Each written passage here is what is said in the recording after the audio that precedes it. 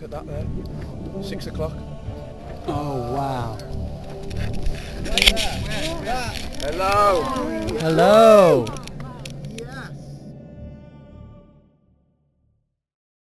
For 2 years in the 1960s, Charles James Hall was stationed at Nellis Air Force Base outside of Las Vegas.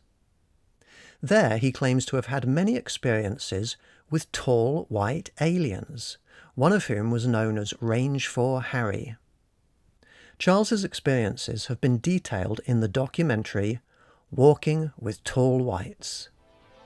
In this video, I share my own research into tall whites, which culminates with the extraordinary experience of camping with tall whites. When I watched the documentary Walking with Tall Whites, the first time I watched it for 30 minutes, and I ended up stopping it and not carrying on. Not because it wasn't interesting or well made, but because it was just all one guy. This is one guy and his accounts. There's no photos, there's no proof, there's no even evidence other than just one guy talking. And I thought, well, this is interesting, but there is nothing to back it up. And so I left it alone for a while, and then maybe a year later, somebody in my Las Vegas group contacted me and said, hey, I just watched that documentary and I know what they're talking about. What was your father's name? His full name was Shalom Weiner, W-E-I-N-E-R. He went by Saul, S-O-L. Yes, apparently he joined the Army Air Corps in 39 or 40, and ended up stationed here at Nellis Air Force Base in 1963. And he would tell me stories of this Range 4 Harry and the children and the playground, because I remember I always wanted to go play with the children. In the documentary, Charles talks about this being called Range 4 Harry. He seems to be like the leader of the tall whites, Range 4 Harry. Yes, I remember him more as this like childhood story character, and it's funny, even my sister did too, because when her child was born, she's like, do you have any idea where Daddy used to get those Range 4 Harry stories? She was trying to find them for her child, as if they were some, published books that he was reading from. And we couldn't find it then, and just in thinking things, and then that documentary made things like flood back. It just started realizing this was actual stuff, and I do remember he was very insistent, like, to never forget Range 4 Harry. If you forget everything else I told you, so like he'd bring it up like later on in life sometime. You still remember those stories I tell you about Range 4 Harry? Do you remember any of the stories?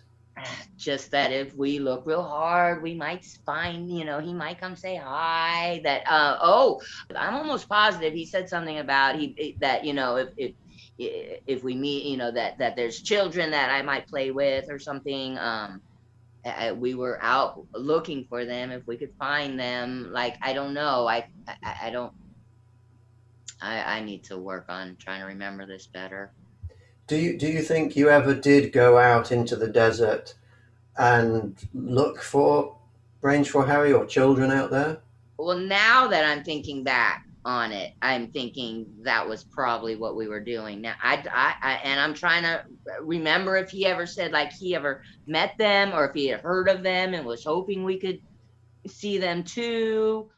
And she said, when she was a kid, her father was in the Air Force, and he would take her out there into the desert, and they would sit on the hood of their car. I have to pause and think about that now. I should just speak English. They would sit on the bonnet of their car and look up into the sky and see all these UFOs, and I've got her on video describing this and the UFOs that she saw. So it must have been in the 70s when he would take you out? Yes, exactly. Yes. Can you tell me what he used to do? So we would go out in the desert and we would sky watch for UFOs, and we would see very cool light anomalies, and different like things flying around. And tell me what they looked like when you would see them. So the ones that stand out as some of the coolest lights, I don't remember ever seeing like actual ships hovering in us. It was always light and stuff. And some of the most I remember, there was one almost the size of the moon up there that seemed to spin and just hover over us, where there were lots of little ones that would fly back and forth and come back to that big one, and then it would zip around the sky somewhere and come back, and they were all doing that, zipping around the sky and coming back to that big one. And during all of that, I would see these like spotlights on the desert ground. We're out there in complete darkness, no one around. And we didn't have like police helicopters back then. The Air Force may have had them, but it wasn't like common to see like police helicopters with spotlights back then at all. But that's what it reminded me of, is what that looks like when they have the searchlight going around the ground. But what stood out was there was never a beam of light. I would try to figure out as a child, this was my mind thought, was to follow that beam of light to where it was coming from, but there was no beam. And that was the weird part, there was no beam, if that makes sense. There was just the light lighting up the desert floor.